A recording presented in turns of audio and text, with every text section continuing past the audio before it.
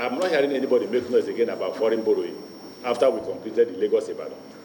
Because with the Lagos Ibadan running, with the Warri, Kano, Itabe Warri running, and with Kaduna, Abuja, I'm sure that everybody, the senators, the House of Reps members, the ministers, the military, everybody, they are all using these things now.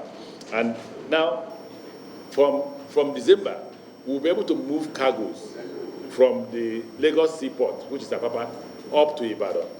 And at the moment we get money to do from Ibadan to Kano, then we'll be able to move cargoes from Lagos up to Kano, and that will decongest Lagos indeed.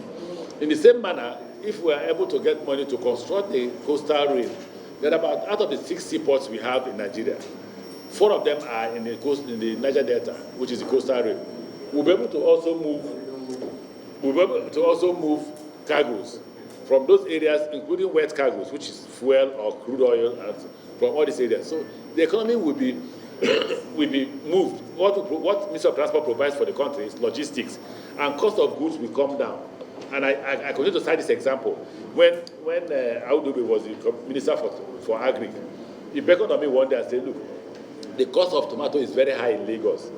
Can we get rail to run between Kano and Lagos for just 2 weeks so that we can bring down the cost of tomatoes?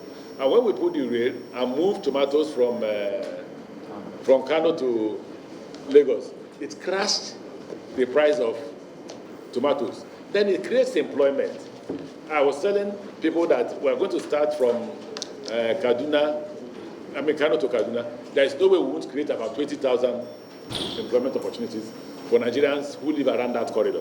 In the same manner, when we do Port Harcourt, Maiduguri, the same will happen. Same will happen when we do Ibadan to Kano and Lagos to Calabar. That will move the economy.